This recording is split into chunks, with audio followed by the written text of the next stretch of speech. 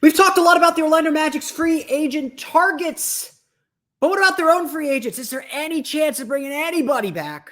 We're going to dive into that and some of the issues the Magic have that they can handle right now on today's episode of Locked On Magic.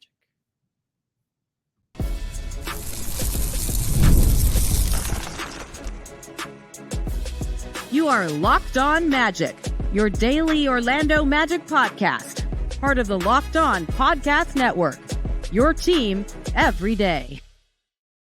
And you are indeed Locked On Magic. Today is June 19th. It will be June 20th, 2024. My name is Philip Rossman-Reich. I'm the senior writer over at OrlandoMagicDaily.com. Of course, follow me on Twitter at PhilipRR_OMD. On today's episode of Locked On Magic, free agency's already begun. The Orlando Magic can actually begin negotiating with their own free agents. We're going to talk about the players on the Magic's roster and the decisions they have and whether anybody can actually come back. We'll get to all of that coming up on today's episode of Locked On Magic, including some extension talk about Jalen, Suggs, and Franz. We'll get to that coming up here in just a moment. First, we want to thank you again for making Locked On Magic part of your day every day, no matter when you listen to us, whether it's first thing in the morning, whether it's right when we upload. We truly appreciate you making Locked On Magic part of your day every day. Remember, there's a great Locked On podcast covering every single team in the NBA. Just search for Locked On and the team you're looking for. The Locked On Podcast Network. It's your team every day. Today's episode of Locked On Magic is brought to you by Game Time. Download the Game Time app, create an account, and use code LOCKEDONNBA for $20 off your first purchase. Terms apply. Check it out today. Game Time. So as I mentioned, the free agency's already begun. We've already got reports that the Indiana Pacers have agreed to a new contract with Pascal Siakam. Whether it's an extension or a new contract is still up for some debate. But free agency has officially begun. As of 12:01 a.m. Tuesday, the day after the NBA Finals ended, teams are allowed to negotiate contracts with their own free agents. So Markelle Fultz, Gary Harris, Goga Bitadze, not Joe Ingles yet. Juma Okeke. The Magic are allowed to negotiate with their own free agents, essentially take care of all their internal business. According to Bobby Marks of ESPN, this also includes negotiating extensions off of rookie contracts. So the Magic can officially negotiate a new contract with Franz Wagner and Jalen Suggs. Get a jump start on that. They have until the season starts to get that done. The doors are wide open now for the Magic to begin doing their work. Now, we do anticipate that a lot of their work will come externally. We'll get to some of the players on the Magic's free agency list coming up toward the end of the show, but there are issues that the Magic can resolve and can take care of now, if they so choose. Now, they can't announce any of it until July 6th, I believe, when the moratorium ends. So we're going to be left in the dark on a lot of these things, and, some of us are expecting kind of a flood of deals to get agreed to at midnight the day after the finals ended. That has not come to pass. In fact, we're sitting here Wednesday evening, as I'm recording this at around 10:30 p.m. on Wednesday evening. Really only the Pascal Siakam news has trickled out as far as players re-signing with their own teams. So it does seem like not as much of a deadline, not as much competition pressure. Maybe some guys are not around to have these discussions, like a Franz Wagner is in Germany right now. Mo Wagner is in Germany right now. Maybe there's not as much urgency to get these done as quickly as possible. So just because the opportunity is there does not mean it's going to get done. But it does give us this opportunity to discuss and think about contract issues on the Magic themselves. And as I've argued, I think the biggest thing the Orlando Magic can do this offseason is get extensions done for Franz Wagner and Jalen Suggs. In fact, I think that is probably the easiest slam dunk idea to get done now. How much they're worth, though, is kind of the question. Franz Wagner is certainly flirting with maybe being a max player, but probably isn't one in a lot of ways. And so figuring out the right value for him, as our friend Keith Smith from Spot Track predicts, he'll get something similar to the what he calls the Desmond Bane special, a 5-year, $222 million deal that isn't quite the max, but is very close, at around $30 to $32 million per year, or at least a starting salary of $30 to $32 million. Franz, by the end of that contract, is making 40 plus if it goes 8% raises. Jalen Suggs, he has in like that $23 to $25 million range about his cap hold for next season. It's very possible the Magic do get these things done. And it wouldn't surprise me if we get to training camp and both Franz Wagner and Jalen Suggs have agreed to new deals. They've signed new deals, and we don't have to worry about it beyond this year. But really, whether the Magic sign them to new contracts is more about next year's cap and about what the Magic plan to do next summer.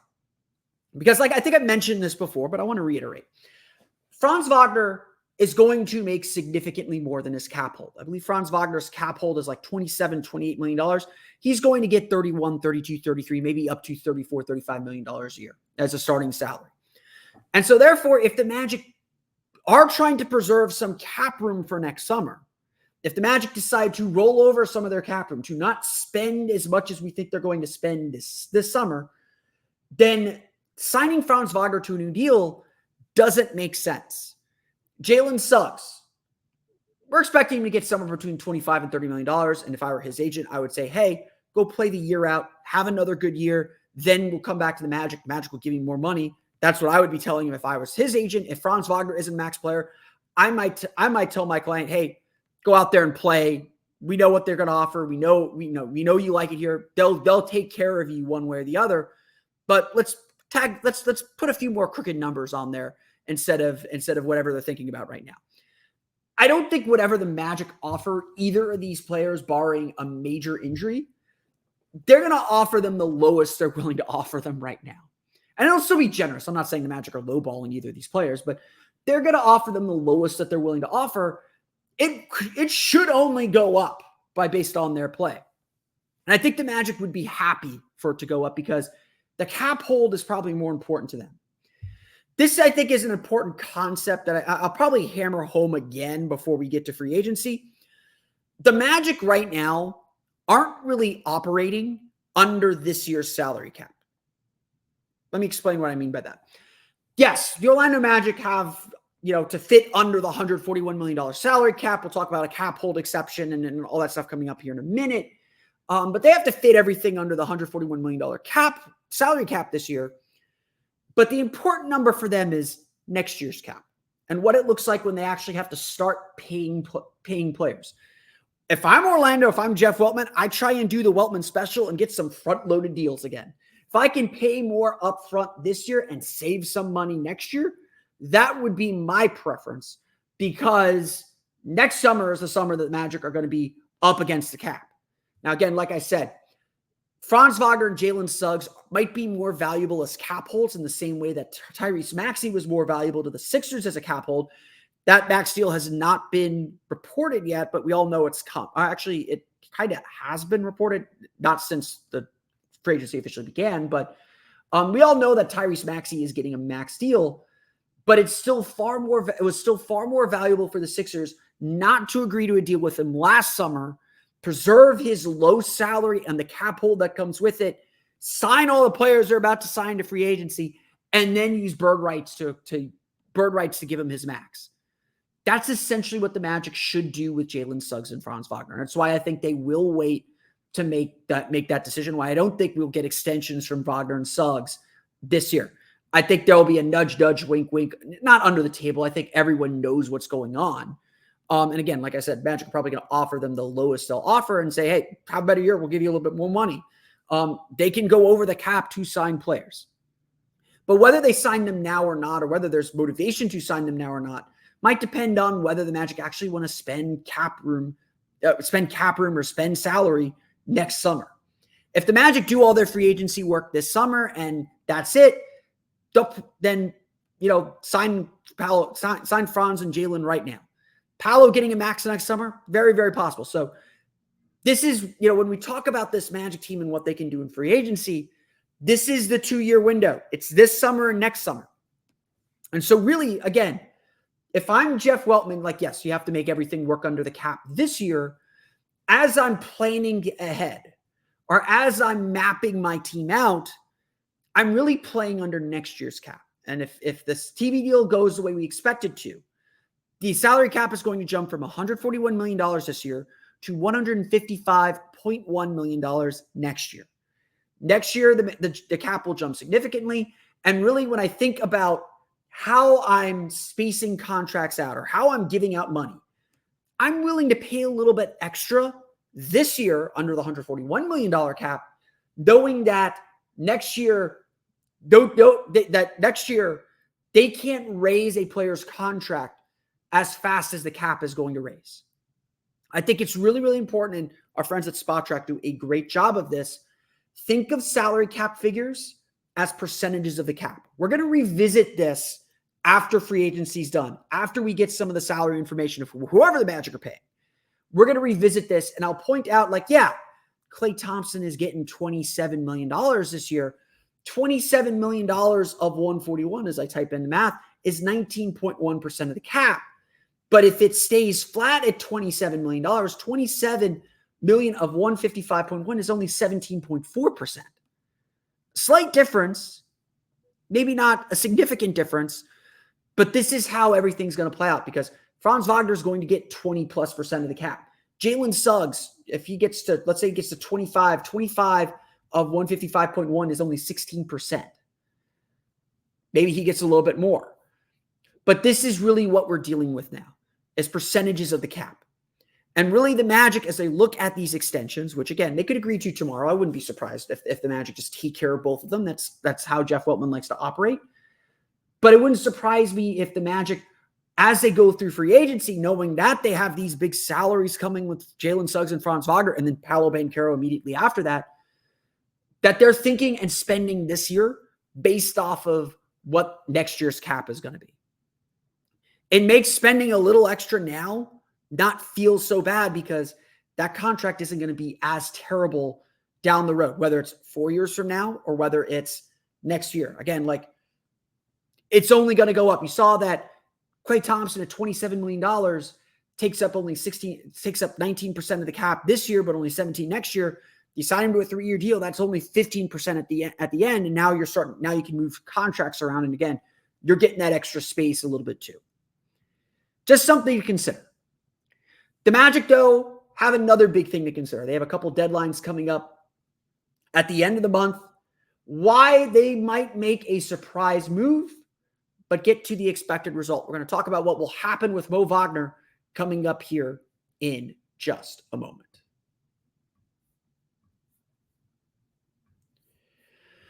But first, it's time for a quick word from our friends over at Game Time. Look, I love going to events in the summer. I was at the U.S. soccer game last week. Orlando City is back in town, although maybe that's not a good thing with the way they're playing. Copa America is coming to Orlando. We got concerts, we got shows, we got wrestling coming in August. Don't buy those tickets for me, please. I still need to buy mine. Game Time is your place to see whatever event you're looking to go to, whether it's soccer here in Orlando, whether it's driving to Tampa to check out the Rays. Game Time makes getting tickets faster and easier. Prices on Game Time actually go down the closer it gets to the start of your event. With killer last-minute deals, all-in prices, views from your seats, and the lowest price guaranteed, Game Time takes the guesswork out of buying tickets to anything. I use Game Time whenever I need to go to an event. I used it last year when I went to my first Rays game in several years, more than a decade. Had a little problem, actually, and they fixed it plenty. I had a problem with the MLB app. It wasn't with Game Time. Game Time took care of me, made sure I had the tickets in my hand or on my device more properly, and made sure I got to go to the game. Had a great time. Would love to go to another Tampa Bay Rays game very, very soon. And Game Time is going to be my ticket to get in there. Game Time gives you last-minute deals, so you can save up to 60% off buying last-minute tickets for sports, concert, comedy, theater, etc. If you just want to go on the spur of the moment. They give you all-in pricing too that allows you to see the total upfront with no surprise fees at checkout. I know that's such a big thing when you're buying tickets. Take the guesswork out of buying tickets with Game Time. Download the Game Time app, create an account, and use code LOCKEDONNBA for $20 off your first purchase. Again, terms apply. Create an account and redeem code LOCKEDONNBA, LOCKEDONNBA for $20 off. Download Game Time today. Last-minute tickets, lowest price guaranteed.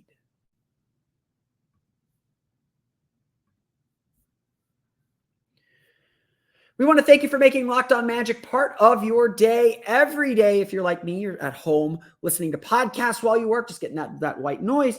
But you want to think, you don't want to be stressed out and listening to the screaming. I don't like doing that either. You don't want the hot takes. You want the best analysis from the best experts in sports. And that's what the Locked On Sports Today 24/7 streaming channel gives you. It gives you all the best of the Locked On Podcast Network 24/7. Get the local experts on the biggest stories in sports every day. You can check that out on YouTube or the free Amazon Fire TV Channels app. That's part of the Locked On Podcast Network, your team every day. So we're going to spend the rest of the show today talking about the Magic's free agents and the Magic's decisions that they have on the roster. Again, they can make a lot of these decisions now for the most part. There are two big decisions, though, coming up at the end of the month, June 30th, or by June 30th, the Magic have to actively do something. And that is a team option on Joe Ingles' second year of his contract and a team option on the second year of Mo Wagner's contract. Both Ingles and Wagner would become free agents if the Magic fail to exercise these options. And at this point, a lot of us are expecting the Magic to let Joe Ingles walk, mostly because that $11 million is going to be very, very valuable in free agency. I think we, the Magic have about $30 million of cap room if they retain all these players. Obviously, if you let Joe Ingles walk, that means you get $40 million. We've been kind of saying for a long time that if the Magic let Joe Ingles walk, then that means they're up to something big. Looking at this roster, looking at the team's needs, it feels like a no-brainer that the Magic are going to let Joe Ingles walk. I do believe that the Magic will decline that team option. Joe Ingles will become a free agent. Maybe the Magic bring him back toward the end of the summer. I think they really liked him on this team. I know he really liked being here in Orlando. This is just a business decision. The Magic need the space. They need the roster spot. They need the salary. It feels very likely that Joe Ingles is not going to return for the Orlando Magic. And again, that's the flexibility the Magic gave themselves with the way they structured his deal. When the Magic came out with that 2-year, $22 million, people were like, why are you paying Joe Ingles $11 million? It's because A, the Magic had to spend that money on someone, and B, the Magic protected themselves. They paid a premium to get the veteran here. That's what you have to do when you're a young team that hasn't proven anything. But they took care of themselves too with that team option so they could get out real quick if they needed the money for anything. It does appear like they're going to need the money. Mo Wagner, though, was always a more difficult thing. And it's I don't want to say difficult. That's not right. This is what we're going to talk about with Mo Wagner is more of a strategic decision. Mo Wagner absolutely should be on the Orlando Magic next year. I have every belief and no doubt that Mo Wagner will play for the Orlando Magic next year. I don't think there is any question in my mind about that. He had a fantastic season. I gave him an A on my player evaluations on the Orlando Magic Hub. Just did everything the Magic asked of him, has always done whatever the Magic have asked for him, has improved, has embraced every bit of this Magic culture. Jalen Suggs is this team's heart and soul. Mo Wagner is like the veins delivering that heart and soul to every inch of this roster. Not the veins, because veins go back to the heart. He has the arteries, go. I think I remember my biology, but whatever the analogy is, he delivers that heart and soul elsewhere to the roster. He is so vital. He is obviously very thankful for the Magic and helping him resurrect his career, but he has embraced every bit of this team and every bit of this culture. I don't want to see Mo Wagner go anywhere. I had someone pitch me a bad Mo Wagner trade, and I said, no, Mo Wagner's backup center. Magic are keeping him. It would take a lot to get rid of him at this point. There'd have to be a demonstrably better center, a demonstrably better deal. And again, what that guy offered me, it's not even worth mentioning. Definitely not. But the Magic might need that salary. Again, we're talking about the difference between $30 million in cap room and $49 million in cap room, essentially, by declining these team options to both Ingles and Mo Wagner. But here's what the Magic are going to do, why I think Mo Wagner is not going anywhere. Mo Wagner signed a 2-year, $16 million contract. Magic have full bird rights on him if they want that, but they won't need that in this scenario. And an $8 million contract. Guess how much the room mid-level exception is? For teams that use salary cap room to sign players, they get a mid-level exception. That does hard cap them, but which shouldn't matter for this team with how much money they're going to spend. But it gives them a mid-level exception. An exception that allows them to go over the cap to sign a player of $8 million. Essentially, if you are under the cap, you get an extra $8 million to spend. Now, you can only spend that or fewer on that player. So again, you can't say, we have a guy that we want to give $18 million to, but we only have $10 million in cap room, you can't use the exception that way. It can only be, oh, we have a player that we want to pay $8 million for. We can use that on this. And so essentially what the Magic will do, and I'm not sure if they can negotiate this now or if it's something that has to wait or, because he's not technically a free agent. But essentially this mechanic is going to allow the Magic to decline the team option for Mo Wagner and then bring him back on a fresh 2-year, let's say $17 million deal, give him a little extra money on the back end of that. In fact, the room exception, I believe, is $8.3 or $8.2 million. So he gets paid a little bit more actually by opting out, or by having this option declined and re-signing this way. Not $200,000 when you're making $8 million is probably not as much as we think. But essentially, this is what I think is going to happen with Mo Wagner. So don't be surprised if on June 29th, I tweet out, because I got a press release from the Magic saying the Magic had declined team options on Joe Ingles and Mo Wagner. Do not be surprised by that. All of us, and Keith Smith was the one who gave me this idea and kind of pointed this out to me, because I've always been a little confused how the room exception works. I won't lie. Don't be surprised if the Magic do this. Let Wagner hit free agency and then bring him back using this room exception. Now, again, some of this is about the ordering in which players are signed. This is why Tyrese Maxey couldn't sign that extension last summer, had to wait for this summer. Essentially, he will be the last contract the Sixers turn into the league office, because they won't have cap room to sign whoever else they're signing if they sign Tyrese Maxey to his new salary figure. This is a little bit of the dance. You gotta sign everybody first and then sign your own free agents, essentially, or then you could go over the cap to re-sign your own free agents.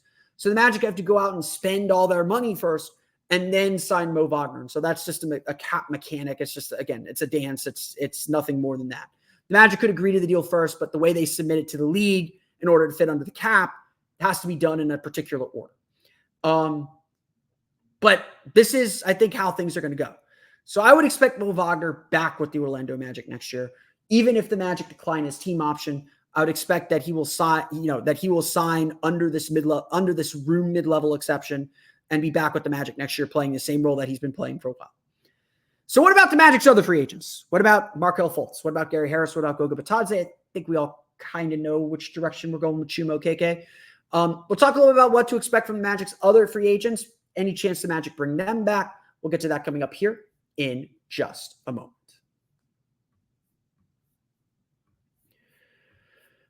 But first, it's time for a quick word from our friends over at Prize Picks. Prize Picks is America's #1 fantasy sports app with more than 5 million members.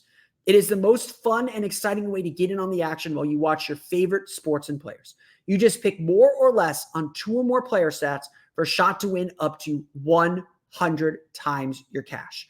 Prize Picks has so many great promotions. They've got you covered all week, from selecting lower select player stats projections on Tuesdays, which increases your chance of getting a win, to getting your entry fees back if you have a losing lineup on Fridays. And even though basketball is winding down, or even though the NBA is winding down, there's still plenty of basketball with the WNBA. There's still baseball. We still got at least one more hockey game left, and so much more on Prize Picks. You can pick from multiple sports in the same entry to give your chance the best chance of winning. Prize Picks in Florida is only available in their peer-to-peer format, but it's still a fun and simple way to play daily fantasy sports. It's a game that I play when I get the chance to play daily fantasy sports, and I cannot recommend it enough. Download the app today and use code LOCKEDONNBA for first deposit match of up to $100. Again, download the app, use code LOCKEDONNBA for first deposit match of up to $100. Prize Picks, pick more, pick less. It's that easy.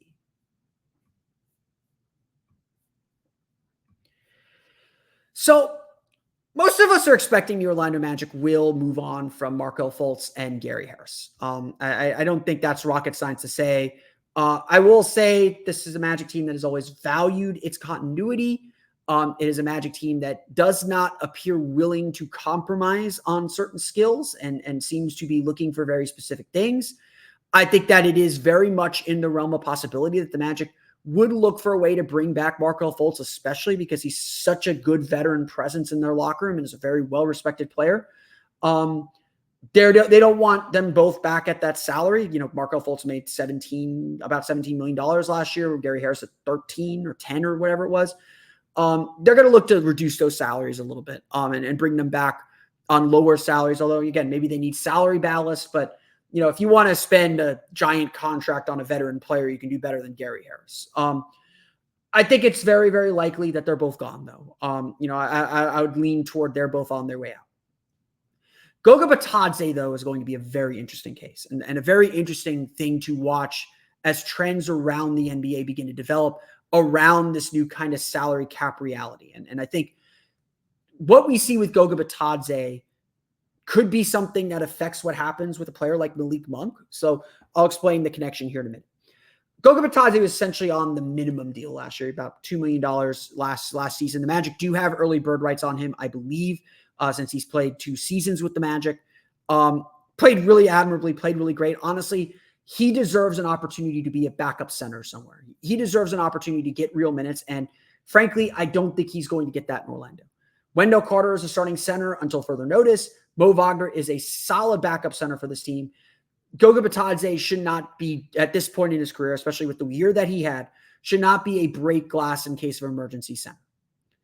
But I also think at the end of the day, the Magic might end up being the team willing to pay for him in a way that other teams are not. This is what I mean. I saw someone tweet this earlier today that Goga Bitadze may end up getting the minimum salary. And it's not good to get the minimum salary. When you're in the kind of a minimum salary guy, it's really hard to get out of that cycle because once you accept the minimum, you're kind of labeled a minimum player. But Goga Bitadze to me has graduated out of that. The Magic could do him a favor and pay him more than that. Again, I think his early bird max is like 3.5 if the Magic get over the salary cap somehow. If they want to bring him back, they can still do that.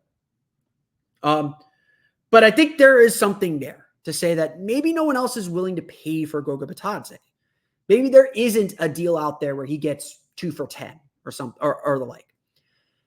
And I want to bring this up because in this new cap reality, what we saw last summer might end up becoming normal. I want to explain this. Last summer, all of us got into Bruce Brown. All of us got into Fred VanVleet. All of us got into some of these big players who we thought the Magic would be able to get at kind of reasonable prices. And then all of a sudden, the Indiana Pacers go and drop 2 years, $20 million for Bruce Brown? The Houston Rockets throw a 2-year, $50 million contract at Fred VanVleet. I think at that point, the Magic kind of tapped out and said, not worth it. Let's just bring all our guys back and play again next year. I think, honestly, that's what happened. Not that necessarily the Magic were interested in either of those players, but that's kind of what happened in the market. And you saw a lot of those kind of big contracts where teams overpaid and drastically overpaid to create this kind of salary balance. Why was Indiana able to get Pascal Siakam in the middle of the season? Because they had Bruce Brown just sitting on their books, easily movable contract. And so I look at this and I think it wouldn't surprise me if that's like how Detroit approaches things. If Malik Monk is your guy, if you think the Magic should be chasing Malik Monk, the team I would be afraid of is Detroit. I don't know how Detroit's going to act this summer. I don't know what Detroit's goals are. They obviously just fired their coach, Monty Williams. Listen to Locked On Pistons for more on that. They could be a team that just says, screw it, we're going to throw around all our money. But the effect that has a big downstream effect, though. Like a huge downstream effect. It's how players like Malik Beasley end up going for the minimum. Because all the money's dried up, and a player like Malik Beasley wants to play for a championship contending team. The only way you can do that is on a minimum contract. That's how Kelly Oubre went for the minimum. Yes, Philadelphia spent a lot of money to match the Paul Reed qualifying offer, but they were able to get a starting level player at the minimum. And to me, this is the game that I don't know if the Magic are ready to play, or the Magic are prepared to play in some respects, because I don't think the Magic want to overpay for someone yet. I think the Magic are still very much into their financial flexibility. And sure, they could get a two-year deal with a team option or something, but they also need to set their roster up with a little bit of permanence. And obviously, Markelle Fultz isn't someone that you just throw a lot of money at. And, I don't know who the guy is that you throw a lot of money at. Maybe Anthony Simons is that guy. Maybe you make the trade, go throw, again, Isaiah Hartenstein's going to get $25 million a year. Like, that's crazy. Nicholas Claxton's going to get $25 million a year. Maybe you throw your money out on those guys and whatnot. But this has a huge downstream effect in affecting minimum salaries and lower salaries. Like, Eric Pincus put this idea out there too. And look, I don't know if he would go for this. I don't know if it's the right decision, but it's interesting to think about. Tobias Harris at the room mid-level exception of $8 million, that's a bargain. Tobias Harris at $35 million a year, terrible contract. Complete drain on the Philadelphia 76ers. Tobias Harris at $8 million a year, that's a bargain. You're going to get your money's worth on Tobias Harris at $8 million a year, especially with the role the Magic would likely have him playing. Off the bench, spot starting, a little bit more, he's not a great three-point shooter, but, again, I'm not saying that's an idea that I like, but I don't hate it. But this is going to have the downstream effect on Goga Bitadze because all the money might dry up. And for a backup big like him, for a player who's a little bit unproven, all that might be left are minimum salaries. Now, I think the Magic would take care of it. I think the Magic would say, oh, all you got is minimum salaries. We're fine. We're fine under the apron. We're willing to pay you a 2-year, $7 million contract, bring you back on that, bird rights max, or, again, even get him up to $4 or $5 million. Now you got him as salary ballast. Now you've taken care of him a little bit. Now he's kind of set his market again. I don't think the Magic would be opposed to doing that. And so while we're looking at other centers around the league, don't get me wrong. Like I've got a few I have my eye on, whether it's Jalen Smith, whether it's Xavier Tillman, Andre Drummond, I think is someone I think would be really good for this team. Whether we're drafting a Kel'el Ware or Yves Missi or Kyle Filipowski or Zach Edey. Maybe the answer is just stick with Goga Bitadze. And I think that is very possible that the Magic just bring him back toward the end of the summer. So at the end of the day, internally looking at the Magic's own roster, we're looking at these things. The Magic will likely wait on extensions for Franz Wagner and Jalen Suggs. In all likelihood, their cap holds are still going to be far more valuable to this Magic team to set up next summer. And again, we'll review all this when we get to the end of the summer and we see what the salary books look like and kind of begin to project what 2025 is going to look like a little bit. More likely than not, the Magic are going to wait on extensions on those two. With Mo Wagner, the Magic are likely to decline the team option, but bring him back at the room exception, essentially the same salary, give him a new contract. And Joe Ingles is likely done. I think the Magic will decline that team option unless they need it for a trade, which, again, they could. Then with their own free agents, while I think there is always the chance the Magic bring back key veteran players like Markelle Fultz and Gary Harris, more likely than not, they have played their last games with the Orlando Magic. And then the Magic will face a big decision with Goga Bitadze, but one that likely can wait till the end of the summer when all the money dries up and the Magic bring him back. To me, that is what will happen with the Magic's own free agents. And that sets them up to deal with the external stuff. That external stuff starts with the Magic's own roster. We're going to talk a little bit about whether the Magic have solutions to some of their problems internally on tomorrow's episode of Locked On Magic. But that's going to do it for me today. I want to thank you all again for listening to today's episode of Locked On Magic. Of course, find me on Twitter at PhilipRR_OMD. Subscribe to the podcast and Apple Podcasts, Stitcher, TuneIn, Himalaya, Google Play, Spotify, Odyssey, and all the fun listening podcasts to your podcast-enabled listening device. For the latest on the Orlando Magic, be sure to check out OrlandoMagicDaily.com. You can follow us there on Twitter at OMagicDaily. And for even more Orlando Magic content, head to my Patreon page, the Orlando Magic Hub. I'm planning to wrap up player evaluations this weekend, move on a little bit more to the draft. I don't know if I'm going to get all the way through the draft here, but you can find all that content on the Orlando Magic Hub at patreon.com/Orlando Magic Hub. And as always, thank you for your support. Now that you're done listening to me, be sure to check out the Locked On Sports Day 24/7 streaming channel on YouTube and now available on Amazon Fire TV and the free Fire TV channels app. Locked On Sports Day is here for you 24/7, covering the top sports stories of the day with the local experts of Locked On. plus our national shows covering every league. Find Locked On Sports Today now available on the free Fire TV channels app. Like I said, on tomorrow's episode of Locked On Magic, we'll talk about whether the Magic have solutions to some of their biggest problems internally and how that affects free agency. We'll get to that on tomorrow's episode of Locked On Magic, plus more free agent rumors.